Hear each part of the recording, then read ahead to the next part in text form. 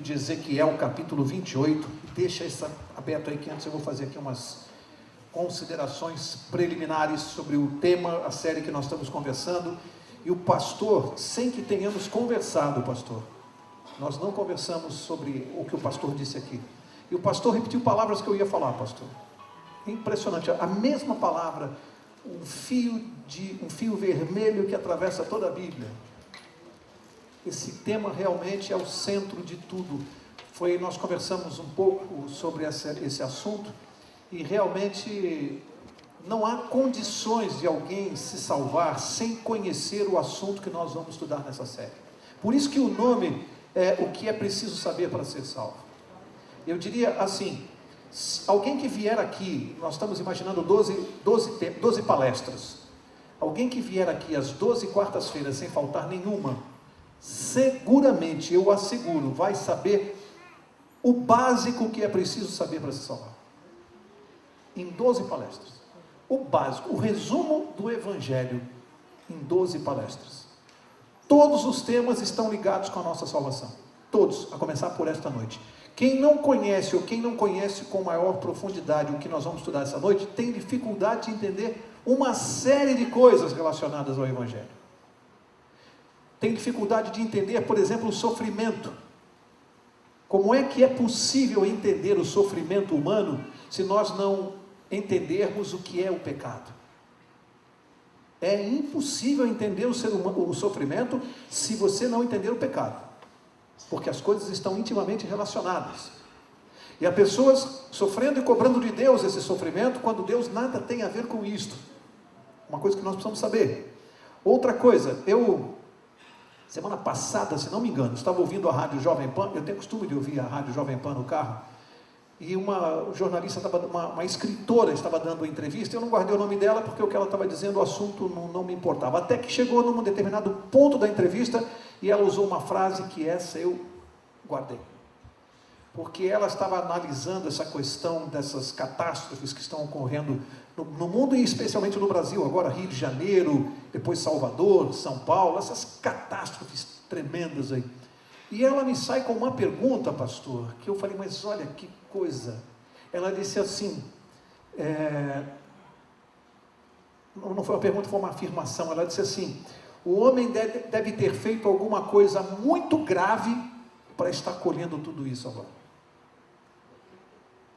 Olha o que ela disse, sem saber o que ela estava dizendo. O homem deve ter feito alguma coisa muito grave para estar colhendo isso agora. Ela não falou com nenhuma conotação religiosa. Falou com uma preocupação. A mente dela achando que isso aqui que está acontecendo com o mundo não é à toa, é consequência de alguma coisa grave que o homem fez. Olha que coisa fantástica. Ela ouviu o galo cantar sem saber onde. Passou, bateu raspando, né? Ali mesmo, ó. É isso mesmo, o que está acontecendo no mundo hoje não está acontecendo de graça nem à toa. E o homem fez sim uma coisa muito grave, que é o que nós vamos estudar essa noite. E há perguntas que têm que ser respondidas. Como é que o mal entrou no mundo? Como é que o mal entra na mente de um ser perfeito, que não tinha inclinação para o mal? Isto a Bíblia não responde. Isso é um mistério. Isso é um mistério. A Bíblia vai nos dar dicas de como isso aconteceu com ele, por que ele acabou se rebelando contra Deus, mas como o mal entrou na mente de um ser puro, de um anjo perfeito, a Bíblia não, isso é chamado na Bíblia de mistério da iniquidade. É um mistério do mal, penetrando na mente de um ser perfeito. A Bíblia explica como é que o mal contaminou o resto da humanidade. Isso ela explica, mas como ela entrou na mente de um anjo criado por Deus, a Bíblia não explica isso. Eu disse aqui que é impossível entender o sofrimento sem entender o pecado. E aí surge uma pergunta óbvia, especialmente nos nossos dias. O que é pecado? Se você fizer essa pergunta por aí, você vai encontrar as respostas mais diferentes. Por quê? Porque aquilo que uma pessoa considera pecado, outra não considera. Aliás, essa libertinagem que a gente vê no mundo hoje é muito próprio de um mundo que perdeu a noção de pecado. Portanto, ficou a critério das pessoas hoje definir o que é pecado. Mas eu pergunto, o que é pecado? Qual seria a definição mais simples de pecado? Eu vou ajudar. Agora eu vou colocar o raciocínio jurídico. Quem comete transgride uma regra de trânsito, comete o quê? Quem desrespeita um semáforo, comete o quê? Uma infração. O que é infração? Desrespeitar uma regra de trânsito. Quem viola um artigo do Código Penal, comete o quê? Um crime. Crime é a violação de um artigo do Código Penal. E pecado, o que é? Violação da lei de... É simples assim. A gente não tem que ter vergonha de falar pecado. Ah, pecado, Mauro, não existe mais negócio de pecado, né? As pessoas vão dando outros nomes, né? Pisar na bola, errar, mas tem vergonha de falar pecado. Pecado parece que é uma palavra, né? Mas pecado é o nome que se dá a quem viola, a quem viola não, pecado é o nome que se dá à violação à lei de Deus. Não tem outro nome, meu amigo. Não tem outro nome, é pecado mesmo, e nós temos que chamá-lo pelo nome. Violação à lei de Deus. Portanto, quem estabelece o que é pecado? Quem? Deus. Isso não é uma questão que dependa do ser humano. Quem estabelece é Deus. Deus é quem diz o que é pecado, não sou eu. E aí surge mais uma pergunta. Aliás, essa noite é uma noite cheia de interrogações. Surge mais uma pergunta. Tá bom, Mauro, quem estabelece o que é pecado é Deus. E para quem não crê em Deus? Piorou, não? O que é pecado para quem não crê em Deus? Você consegue entender o que está acontecendo com o mundo hoje? O mundo perdeu a noção de pecado porque as pessoas não creem em Deus. E aqueles que dizem que creem, Jesus Cristo diz que é da boca para fora, porque não tem nada de cristãos. O problema do mundo é que hoje as pessoas que se dizem cristãs cometem o pecado porque não seguem os princípios de Deus. É apenas uma confissão nominal de um Deus que elas nem conhecem. Vamos começar o estudo dessa noite lá pela criação. É preciso entender isso aqui. Na criação, Deus usou alguma matéria-prima para criar as estrelas, o mar, o céu, as árvores, o oceano, os peixes. Deus usou alguma matéria-prima? Ele partiu de alguma matéria? Ele dependeu de algum elemento para fazer isso? Ele criou como?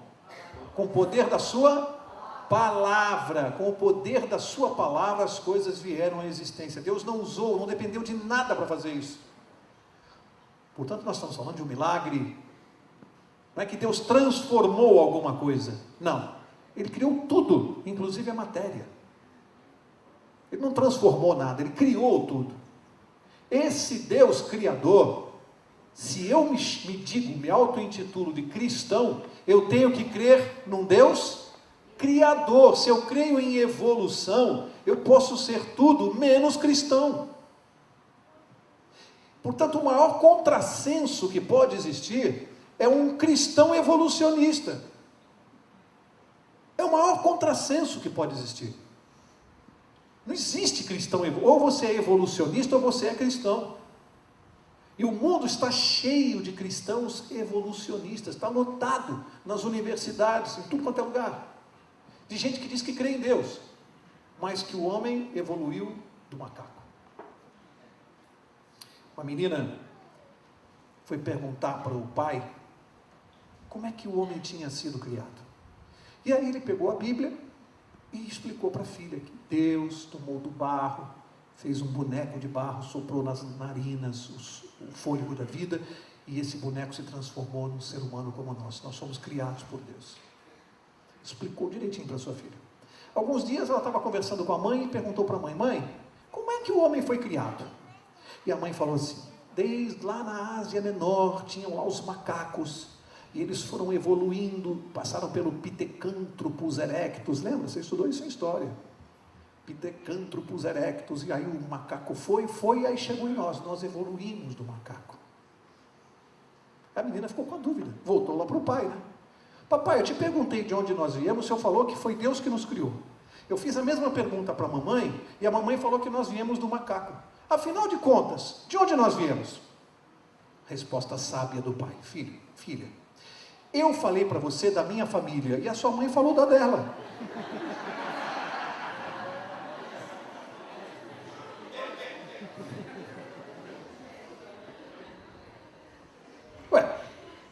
Cada um escolhe a sua família.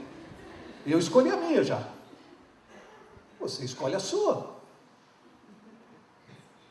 Portanto, primeiro de tudo, eu tenho que crer num Deus criador.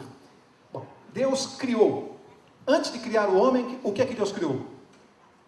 Os anjos. Lá no céu.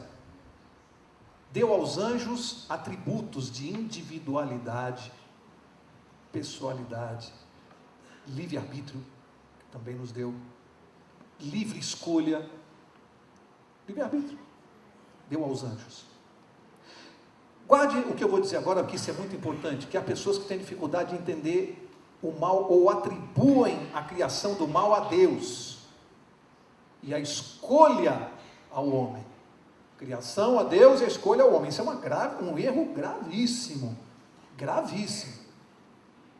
Deus deu ao homem a livre escolha, entre escolher o certo e o errado. Bom, tem gente que se confunde e fala, peraí, Mauro, mas se eu tenho que escolher entre o certo e o errado, então já existiam o certo e o errado, sim ou não? Não. Este ponto tem que ser entendido. Não. Deus criou o bem, somente o bem, e a possibilidade do mal. Possibilidade do mal. Que dependia de uma escolha. Mas, Mauro, o que é o mal então? Se você não escolhe o bem, automaticamente o que você escolheu? Ele cria o bem e me dá a opção de não fazer o bem. Automaticamente surge o mal. Deus cria o bem e me dá o poder de escolher não obedecê-lo. Automaticamente surge o mal. O mal é uma criação do livre-arbítrio humano, é uma decorrência. É inerente à essência do livre-arbítrio poder escolher entre o certo e o errado. Senão não tem livre-arbítrio, é da natureza do livre-arbítrio. Se eu não posso escolher entre o certo e o errado, eu não tenho livre-arbítrio. E Deus nos deu essa capacidade de escolher, e Ele respeita a nossa escolha, esse é o ponto. Ele respeita. Significa que eu começo a ter uma dimensão da responsabilidade que é ter livre-arbítrio. É uma grande responsabilidade. Deus nos deu, mas a responsabilidade de como eu vou usar é totalmente minha. Portanto, eu tenho o poder de seguir a Deus ou não. Não segui-lo implica no surgimento do mal. Foi o que esse anjo fez sem nenhuma explicação. Ele não tinha nenhum motivo para não seguir a Deus. Nenhuma razão. Como é que eu sei que ele não tinha nenhuma razão? Olha só, abre lá, eu pedi para você abrir em Ezequiel 28, não é? Vamos ver alguns detalhes aqui, e eu vou começar com uma pergunta, e vou buscar a resposta na Bíblia. A pergunta é, que fatores levaram Lúcifer a escolher o caminho de oposição a Deus? Vou repetir. Que fatores levaram Lúcifer a escolher o caminho de oposição a Deus? É importante saber isso? Por que é importante? Eu não quero que você responda automaticamente. Por que é importante saber isso? Pensa. Por quê? Porque se eu sei os fatores que o levaram a se opor a Deus, eu tenho como evitar que eu faça a mesma? Então eu preciso saber. O que o levou? Tendo conhecimento disso, eu posso evitar seguir a mesma estrada. Então vamos ver aqui, no verso 12 de Ezequiel 28, onde está aqui um retrato de Lúcifer, aquele anjo perfeito, a Bíblia começa mostrando a perfeição dele, olha. Filho do homem, levanta uma lamentação sobre o rei de Tiro e diz-lhe, assim diz o Senhor Deus. Uma explicação rápida para quem está chegando hoje e talvez não entenda. Aqui é a chamada profecia de dupla aplicação. O que quer dizer isso? Dupla aplicação é quando a profecia bíblica se aplica ao personagem que ela está citando, no caso aqui o rei de Tiro, um rei da antiguidade, pagão, e se aplica também a uma outra pessoa não citada, mas cujo contexto é óbvio que está falando também de uma outra pessoa. E nós vamos ver aqui que claramente a profecia se refere a alguém do presente e a alguém do passado. Claramente, por isso ela tem dupla aplicação. Ela se refere ao rei de Tiro, mas faz uma analogia com Lúcifer, o anjo lá do céu. Vai ficar muito claro aqui em seguida. Veja só, o que diz para ele? Tu és o selo da perfeição, cheio de sabedoria, perfeito em formosura. Selo da perfeição, o que quer dizer isso? Como é que você considera alguém que se fosse chamado na Bíblia de selo da perfeição? O que é isso? Ele é o parâmetro do que há de mais perfeito. Se você quisesse comparar alguém para chegar próximo à perfeição, você comparava com Lúcifer. Ele era o parâmetro de comparação. O ser mais perfeito de todos. Diz que ele era cheio de sabedoria, ou seja, muito inteligente. Ele era um anjo, hein? A inteligência dos anjos já é superior ao dos homens. Portanto, estamos falando de um ser que já tem uma capacidade superior ao do homem e que a Bíblia diz que ele é cheio de sabedoria. Portanto, uma sabedoria muito superior à sabedoria humana, mas muito superior. E diz que ele era perfeito em... O que quer dizer perfeito em formosura? Muito bonito. Um anjo bonito. Olha o que juntou aí, hein? Inteligência, sabedoria, beleza, perfeição. Ele está se achando, né? Todos os ingredientes para se achar. Um anjo muito perfeito. Pergunta, ele recebeu bênçãos de Deus? Sim ou não? Tinha razão para se revoltar contra Deus? Portanto, a Bíblia, por enquanto, está relatando isso para mostrar que o erro dele não tem justificativa. Não tem justificativa. Ele foi muito abençoado por Deus. Verso 13, aqui você percebe que já não está falando mais do rei de Tiro. Diz assim, estavas no Éden, jardim de Deus. Alguma vez o rei de Tiro esteve lá no jardim do Éden? Claro que não, então já não está falando do rei de Tiro. Percebe a segunda aplicação? Está se referindo a Lúcifer. Cobrias-te de toda pedra preciosa. Aqui é uma relação de pedras preciosas que eu não vou ler todas. Verso 14, tu eras querubim da guarda ungido. O que é querubim? É um anjo, mas é uma categoria superior de anjo. Portanto, ele não era um anjo comum. Ele era o chefe dos anjos. Diz que ele era ungido da guarda. O que ele fazia? Qual era a profissão dele? Qual era o ofício dele? Guardava o trono de quem? De Deus. Ele era pouca coisa lá no céu? Você acha que ele era pouca coisa?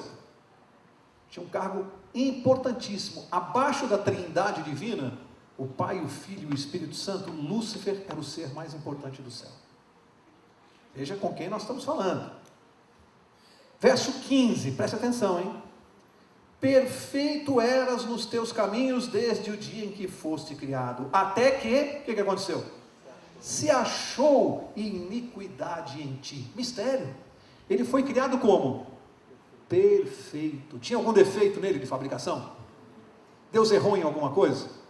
Não, se é que nós podemos chamar de erro, se é, claramente não é, mas se é que nós podemos, Deus deu a ele o quê? Livre arbítrio. Teria sido esse o erro de Deus, mas também nos deu. Mas não está errado por quê? Porque Deus não quer robôs. Que graça tem se você amar alguém sem a opção de amar, se for um amor forçado? Que vantagem tem isso? Deus deu livre arbítrio. Ele disse que ele era perfeito até que se achou maldade nele. Como é que essa maldade entrou nele? Mistério. Mistério. Uso do livre-arbítrio. Ele escolheu o mal. Ele escolheu não obedecer a Deus. Foi uma escolha dele, consciente. Deus não tem nada a ver com isso aqui. Bom, e aí, se nós tivermos que identificar aquela pergunta que eu fiz, que fatores levaram Lúcifer a escolher o caminho de oposição a Deus? O que você já começa a encontrar aí? Que fatores? Primeiro, o que você vê? Recebeu muitas bênçãos. Muito sábio, muito bonito, muito inteligente, muito poderoso. Guardava o trono de Deus. Ingredientes perigosos que podem afastar uma pessoa de Deus. Podem, não devem, podem. Ele começou a ficar apaixonado por quem? Por ele mesmo. Ele começou a se achar demais, inteligente demais, esperto demais, e chegou um momento que ele falou, por que eu tenho que obedecer a Deus? Eu também quero ser obedecido. Por que só ele manda? Eu também quero mandar. Começou a disputar o poder, ele queria o poder e a autoridade de Deus, mas ele não queria o quê? Ter o caráter de Deus. Isso ele não queria, ele queria só o poder e a autoridade, o caráter de Deus não. Então ele criou uma rebelião no céu. Ele começou a fazer acusações, e aqui é um ponto importante que nós vamos estudar mais para diante nessa série. Um dos pontos principais que ele criticou e atingiu, e que criou rebelião, e eu preciso ficar atento, Qual foi um dos pontos principais que Lúcifer começou a atacar? A lei de Deus. Guarda isso.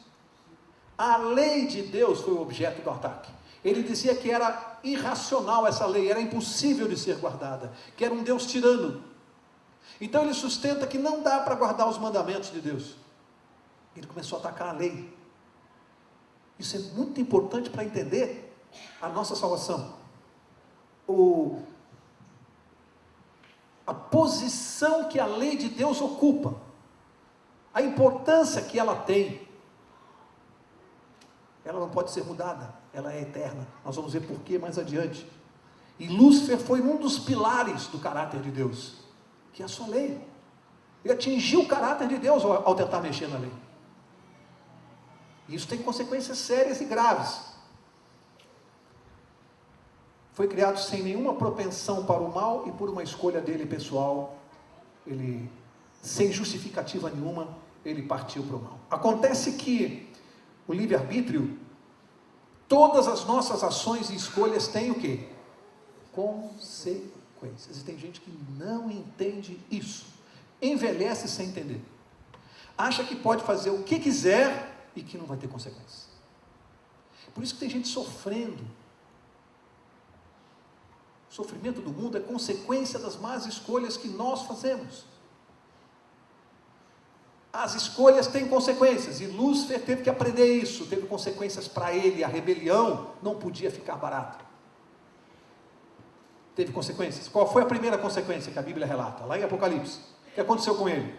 Quando ele começou com uma guerra contra Jesus e os anjos. O que aconteceu com ele?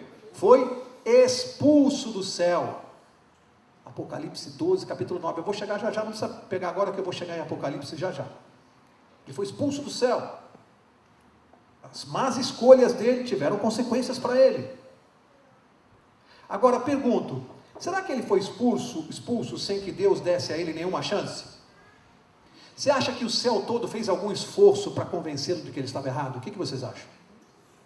Meu amigo, imagino que o esforço que Deus fez para salvar Satanás foi uma coisa imensa.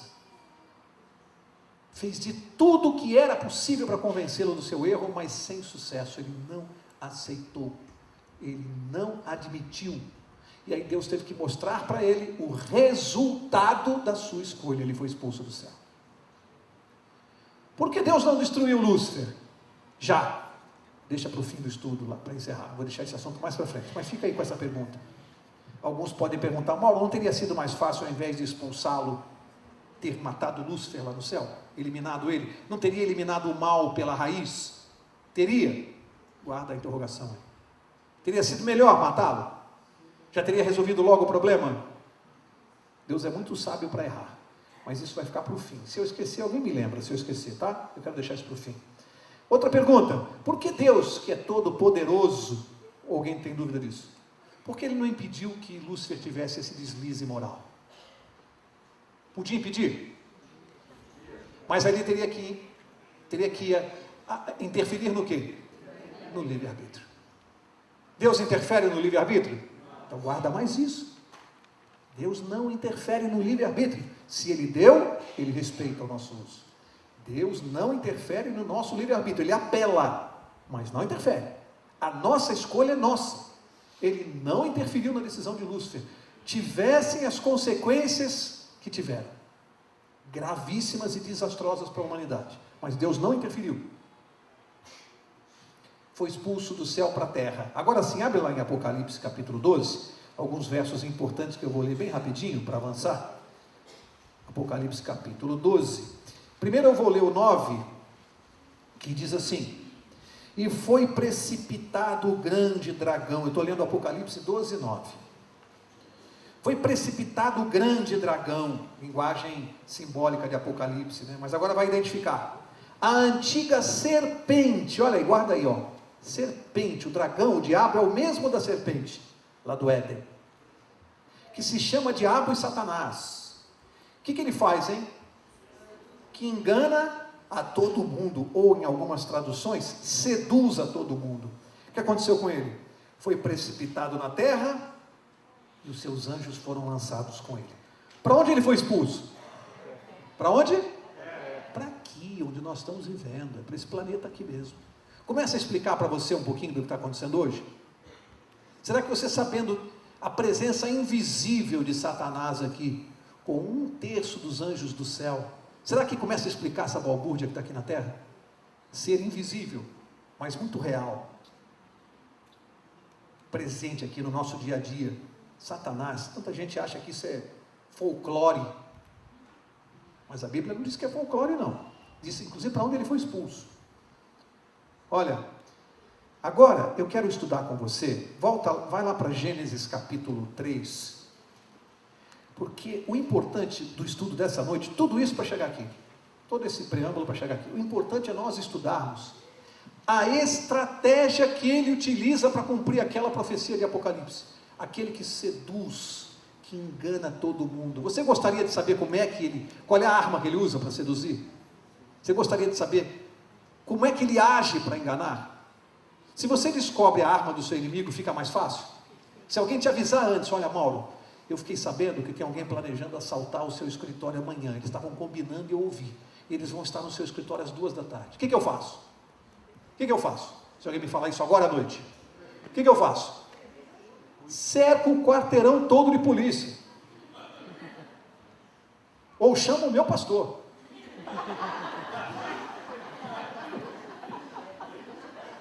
para orar no meu escritório. Mas eu fiquei sabendo antes. Não é melhor você ficar sabendo antes? Se você ficar sabendo antes como é que Satanás age, não fica mais fácil se defender?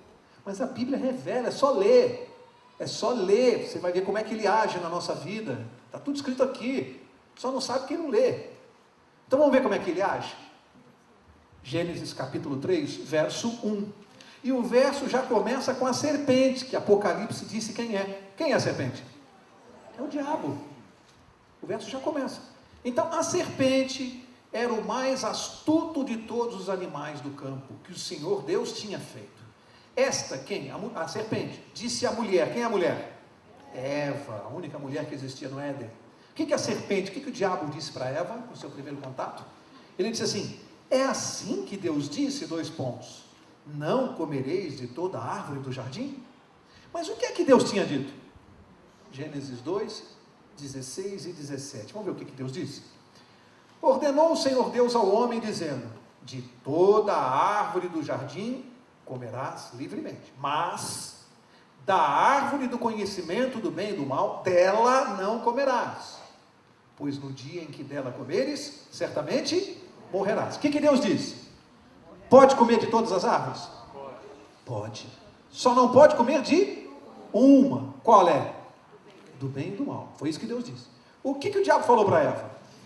Ele disse assim para Eva, ó, é assim que Deus disse, não comereis de toda a árvore do jardim? Foi isso que Deus tinha dito? Foi isso? Então, primeiro elemento que Satanás usa para enganar, o que é? Ele mistura a verdade com a mentira.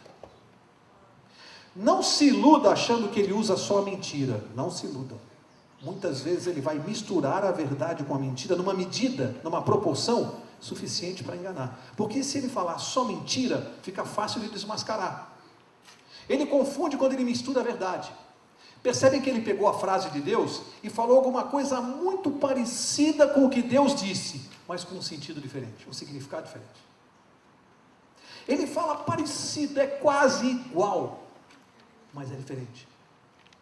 Portanto, primeira coisa que ele faz, o que ele usa para enganar?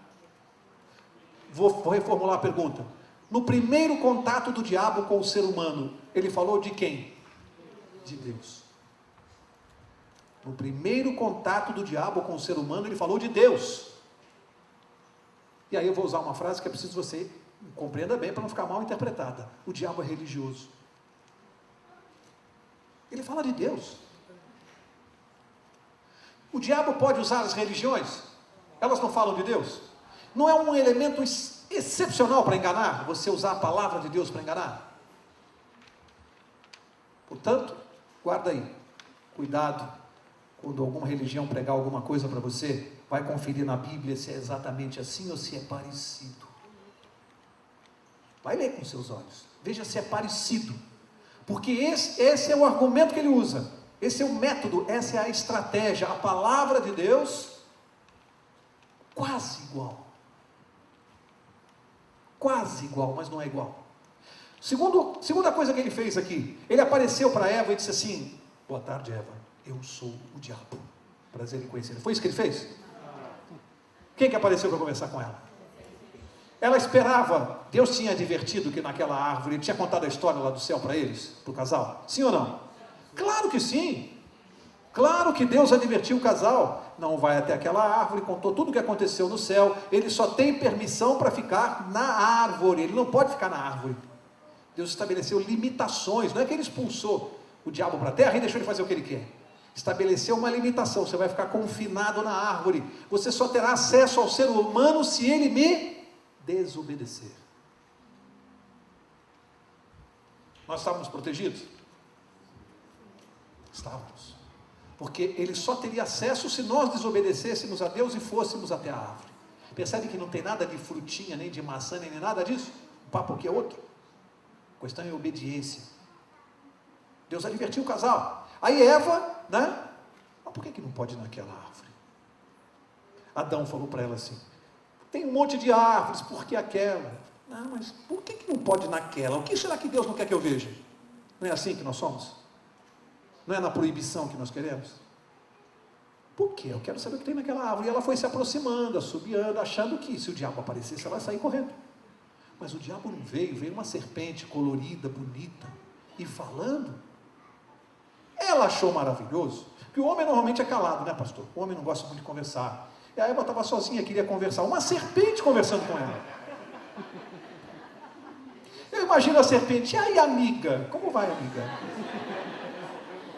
Você tingiu seu cabelo, Eva? Ficou tão bom para você. Está magra. Aí oferecendo o fruto, né? Come. Não, não posso, Deus não falou que não. Não, come, boba, não faz mal não. Vai te deixar mais esperta, mais inteligente. Não, não vou comer não. Come, boba. Vai ser bom para você. Isso aí vai deixar tua pele macia. Come. Não, não vou, Deus falou que não. Come, boba. Não engorda. Aí vocês conhecem a história. Percebe? Houve uma desobediência grave. Eu estou brincando aqui para tornar o assunto mas houve uma desobediência grave. Não dá para aliviar o que o casal fez. Aí, Eva foi enganada? Foi enganada? Sim ou não? Sim. 1 Timóteo 2,14 diz que ela foi enganada. 1 Timóteo 2,14. Ela mesma confessa que ela foi enganada. Ela foi enganada, mas ela tinha conhecimento da palavra de Deus? Vamos ver? Você está em Gênesis 3, vê o verso 2 e 3. O que ela respondeu para a afirmação de Satanás? Respondeu a mulher à serpente: do fruto das árvores do jardim podemos comer, mas do fruto da árvore que está no meio do jardim, disse Deus, não comereis dele, nem nele tocareis, para que não morrais. Ela sabia a palavra de Deus? Sabia? Então ela tinha conhecimento. Tinha conhecimento da palavra de Deus. Alivia a responsabilidade dela pelo erro? Não, porque ela sabia. Foi enganada sim, porque ela esperava que Satanás se manifestasse de um jeito. Que lição eu aprendo? O diabo não vai se apresentar para mim do jeito que ele é. Ele vai se apresentar através de algo que me seduza. Através de uma mulher bonita, através de um local interessante, através de algo proibido. Ele vai se apresentar de uma maneira que vai me seduzir. Ele não vai aparecer como ele é. Ele não se apresenta como ele é. Ou seja, ele sempre usa o disfarce. Segunda artimanha dele. Então fica ligado. Como a gente fala para os jovens, se liga. Está ligado no mundo que você está vivendo, para você saber por onde o diabo está tentando entrar na tua vida? Você está ligado? Porque ele não vai bater na tua porta e dizer que ele é o diabo. Ele vai usar um disfarce. Que disfarce? Não sei, aquele que vai te seduzir. Para cada um, o disfarce é um. Mas ele não vai aparecer do jeito que ele é. E a armadilha dele qual é? O engano. Ele vem sempre para enganar. Agora, olha só, encantada pelas mentiras, sutis e as não sutis, né? Algumas mentiras são sutis, outras já não são tão sutis, são muito óbvias, misturadas com verdades. encantada por isso, o que aconteceu? Eva caiu na dele e ainda levou o marido junto. E ele foi conscientemente. Ele foi conscientemente. Adão escolheu ficar do lado da sua mulher sabendo das consequências. Aí fica aquele negócio, né? Ele deve ter pensado assim, não, eu amo tanto a minha mulher. Deus falou que se comesse ia morrer. Se ela vai morrer, eu quero morrer junto com ela, porque eu a amo. Estou vendo as mulheres olhando para mim, pensando, que amor lindo. Que desgraça, né? Isso não tem nada de bonito, não. Quando você coloca a palavra de Deus em segundo lugar, não tem amor lindo, não. Tem nada disso, não. Eles foram desobedientes, e Adão foi consciente do que ele fez. Qual foi a primeira coisa que Deus perguntou para a humanidade caída, hein? Os seres terrestres que caíram. Qual foi a primeira pergunta? Está lá no verso 9. Mas chamou o Senhor Deus ao homem e lhe perguntou. Qual foi a pergunta? Onde estás? Que pergunta importante. Onde estás? Por que ela é importante? Deus sabia onde eles estavam? Eu sempre que dou esse estudo, eu conto do meu filho Paulinho. Paulinho não está aqui essa noite, está estudando, tem prova amanhã. Mas eu conto do meu filho. Paulinho, quando era criança, pequenininho, ele era bem gordinho. E quando eu colocava a chave na porta da sala para entrar, ele, para se esconder de mim, brincadeira, ele corria para trás do sofá, para ficar atrás do sofá e eu não achá-lo. Só que como ele era gordinho, ele entalava. Então passava a cabeça e os braços e o bumbum ficava para fora com as pernas. Mas como a cabeça passou, ele achava que ele estava escondido. E eu vendo assim ele para fora do sofá, só a cabeça para dentro. Eu falava assim, cadê o nenê do papai? E ele ficava quieto. Cadê o nenê do papai? E eu fingindo que não estava vendo. E ele só ouvia a risada dele, achando que estava escondido de mim. Não parece Deus com Adão? Parece Deus falando assim, cadê o nenê do papai? Você está vendo alguma condenação aqui? Deus está condenando os dois? Chamou para dizer assim, agora vocês vão ver. Foi isso que Deus fez? Se Deus perguntou onde estás, mas sabia onde ele estava, por que perguntou? Qual era a finalidade? Não era uma pergunta. Deus queria que eles reconhecessem o que eles tinham feito, o que eles tinham errado. Deus queria puxar pela consciência deles. Era uma maneira de fazê-los refletir sobre o que tinha acontecido de muito grave, que eles talvez não tivessem a dimensão da gravidade. A dimensão da gravidade do que tinha acontecido. A história do mundo mudou ali, a história do universo. Por quê, hein? Por que mudou a história do universo? Até aquele momento, o pecado só tinha atingido Satanás e os seus anjos seguidores. Até ali. A partir dali, o pecado entrou na natureza humana. Mudou a história do mundo. Ali. Por enquanto era algo restrito ao diabo e seus seguidores. E o plano de Deus é que o homem não fosse contaminado. Deus deu uma oportunidade ao homem através do livre-arbítrio. Mas o homem falhou, errou feio, pisou na bola. Agora, outra coisa que eu quero chamar a atenção. Esse onde estás, ao invés de ser uma condenação, é um apelo. É o primeiro apelo que você vê registrado na Bíblia. Antes de Gênesis 3,15, Deus já estava apelando. Onde estás? Está chamando. Está chamando para conversar. Foi Deus quem tomou a iniciativa. Aliás, eu diria que Adão e Eva, já contaminados pelo pecado, jamais tomariam a iniciativa, porque o pecado tira do homem essa consciência da necessidade de Deus.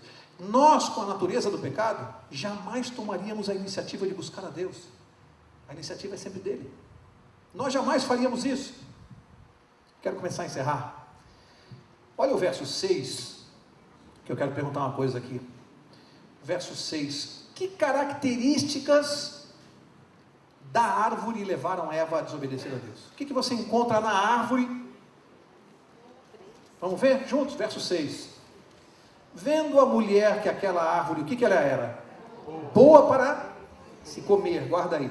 Agradável aos olhos. Árvore desejável para dar entendimento.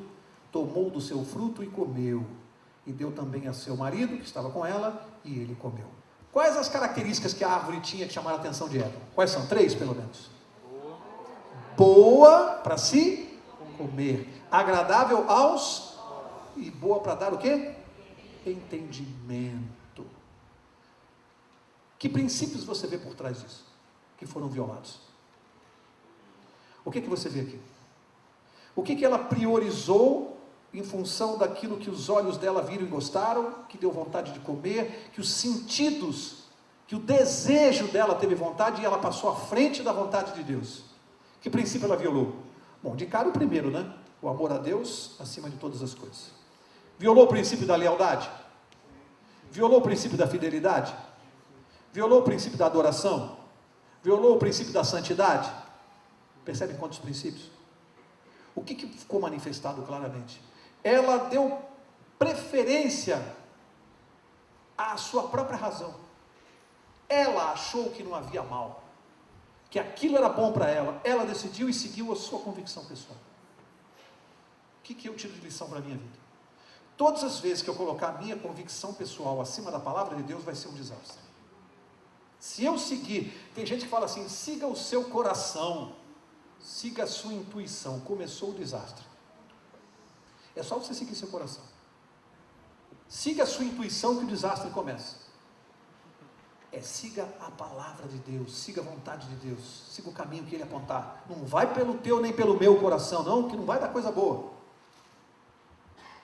Quero começar a encerrar com aquela pergunta que eu deixei, da perspectiva humana. Não teria sido melhor Deus ter destruído o diabo lá no céu? Da perspectiva humana. Sim ou não? Mas vamos analisar as consequências se Deus tivesse feito isso. Primeiro, quem deu o livre-arbítrio? Se ele mata o diabo, porque o diabo usou o livre-arbítrio de maneira que não agradou a Deus, ele tinha livre-arbítrio? Ele teria? Ora, se eu dou o livre-arbítrio e não respeito, eu não dei livre-arbítrio coisíssima nenhuma. Percebe o erro? Deus não podia cometer esse erro. Ele deu o livre-arbítrio e respeita. Segunda coisa, houvesse ele destruído o diabo lá no céu, os outros anjos, todos os seres do universo, que nunca tinham visto o pecado, entenderiam a atitude de Deus, a destruição de Deus? Entenderiam? Não, aquilo pareceria um ato de tirania. Eles jamais compreenderiam. Se ele tivesse feito isso, quem teria razão, Deus ou o diabo? O diabo. Porque o diabo, mesmo morto, ia ficar o princípio dele, a filosofia que não teria sido morta. Ia ficar a seguinte filosofia, está vendo como Deus é tirano? Se você não faz o que Ele quer, Ele te mata. Deus não é amor coisíssima nenhuma. Percebem quantas coisas envolvia? E outra coisa, talvez a mais importante, se os seres não seriam capazes de compreender o pecado, o que eles estavam vendo de errado na atitude de Satanás, de Lúcifer? Nada de errado, eles não conseguiam ver as consequências. O que Deus teve que fazer? Uma expressão que a gente usa, ele deu linha para a pipa. Expulsou o diabo do céu, deu a terra e falou, agora você vai desenvolver as suas ideias. E vamos ver onde vai dar. O pecado precisava mostrar a sua cara, ele precisava mostrar as suas ramificações. Nós precisávamos ver no que ele dá, quais os frutos. Era preciso que os seres inteligentes avaliassem e colocassem em contraste os frutos do bem e os frutos do mal. Hoje nós já temos condições de fazer isso, avaliar os frutos do bem e do mal. Hoje eu tenho condições de saber se as ideias de Satanás são boas ou ruins, mas os anjos não tinham. O que Deus fez? Deu oportunidade para que o mal se manifestasse e nós, através do livre-arbítrio, pudéssemos escolher o nosso destino. A quem eu vou seguir? Percebe como Deus é sábio? Não havia outra maneira de ser. Deus que tinha que dar um tempo para o pecado. Deus tinha que dar um tempo para o pecado. Senão nós não compreenderíamos o pecado, não viríamos malignidade no pecado. Sabe aquela frase? O mal já não é tão mal assim. Ou o diabo não é tão feio quanto se pinta. Nós não poderíamos pensar isso hoje? O diabo não é tão feio quanto se pinta. Por que eu viria a necessidade de destruí-lo? Hoje não, hoje a gente tem certeza. O que Deus fez foi deixar o homem ter uma experiência com o mal para poder escolher. Eu quero encerrar. Havia um muro separando dois grupos de pessoas. Um muro. Do lado direito, Deus, os anjos e todos os seres que obedecem e são fiéis a Deus. De um lado do muro. Do outro lado do muro, Satanás, os anjos caídos e os seguidores, os ímpios de todos os tempos. Em cima do muro, um rapaz, um jovem, indeciso. Não sabia para que lado ele ia. Tinha conhecimento da palavra de Deus, mas tinha muito desejo pelo mundo. Estava na igreja e estava fora. Um pé no mundo, um pé na igreja. Levando uma vida dupla espiritual. E ele em cima do muro. Ocorre que o pessoal do lado de Deus, os anjos, Deus, os fiéis, gritavam o tempo todo e não paravam de apelar para que ele pulasse para esse lado de cá. Vem para cá, você é nosso, pula para cá. E ele indeciso. E do lado de lá, nenhuma palavra. Satanás, os outros anjos em silêncio. Só o lado de Deus gritava. E ele indeciso, até que ele se dirigiu a Satanás e fez a pergunta: por que os de lado de lá estão gritando, estão implorando para eu ir para o lado deles, e do lado de cá nenhuma palavra? Sabe o que Satanás respondeu? É porque o muro é meu.